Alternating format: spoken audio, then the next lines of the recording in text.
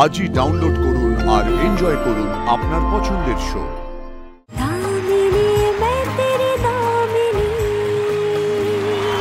প্রথমেই যে নোট লাগিয়েছে একদম ডাইরেক্ট অ্যান্ড পয়েন্টেড।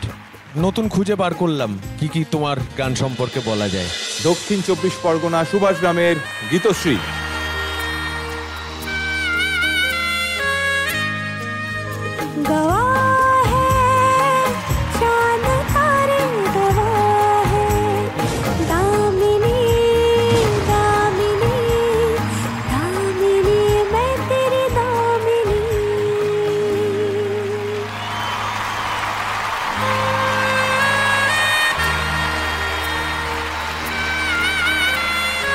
রূপম, কেমন লাগলো?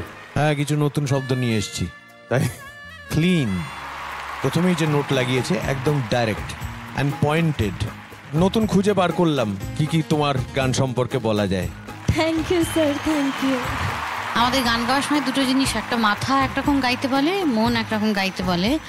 আর মাথা আর মনের সিঙ্ক্রোনাইজেশনটা সমান করে যখন আমরা গায়কিটা পেশ করি তখন একটা দুর্দান্ত গায়কি হয়।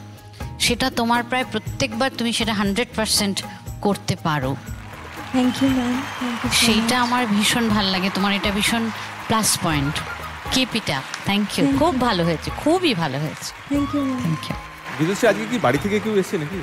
বাড়ি থেকে তো মা বাবা প্রতিদিনই আসে। ও আজকে একটু স্পেশাল, কারণ আজকে আমার মামা বাড়ি সোদপুরে। তো আমার মামা পেশা একজন টোটো চালক। মামা এসছে এবং মামা ভীষণ এক্সাইটেড যে সোদপুরের অনেক মানুষকে নিয়ে আজকে এখানে উপস্থিত হয়েছে। কোথায় মামা, কোথায় গীতশ্রীর? থ্যাংক ইউ দাদা, আপনি এখানে এলেন। আপনার নাম? আমার নাম সৌমেন মল্লিক। আচ্ছা, মামি রয়েছে, আমার বোন মামি রয়েছে। ওকে ওকে, ওই তো অনেকেই আছে। সকলকে থ্যাংক ইউ ভেরি মাচ, আপনারা এসেছেন। পুরো মামা বাড়ি এখানে মনে হচ্ছে। বাহ, ভেরি গুড। তা মামা বাড়ির আবদারটা বা আয়োজনটা কি হয়েছিল সেইটা আমরা একটু এবিতে দেখে নেবো, বুঝলেন দাদা? আপনারা একটু বসুন। জাজেস, আপনাদের একটু দৃষ্টি আকর্ষণ করছি।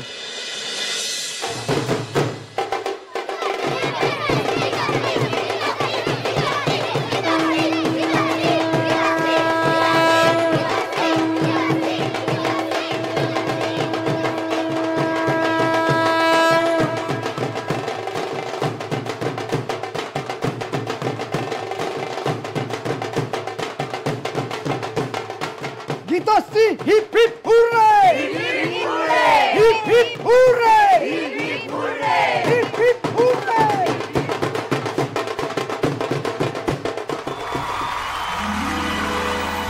কি বুঝলে? চল গীতশ্রী, চল।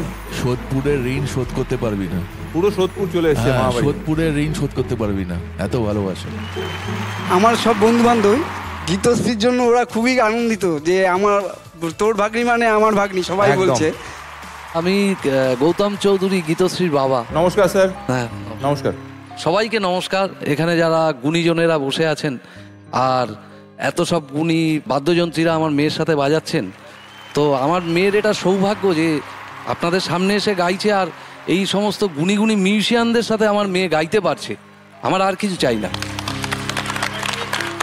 আর ওর মামার বাড়িতে আমরা জানিও না, আমরা এই দেখলাম 20খানা নাকি টোটো ওখানে অ্যারেঞ্জ করা হয়েছিল এবং প্রায় 50 থেকে 100 জন লোক এই রকম আনন্দ করেছে সবাই,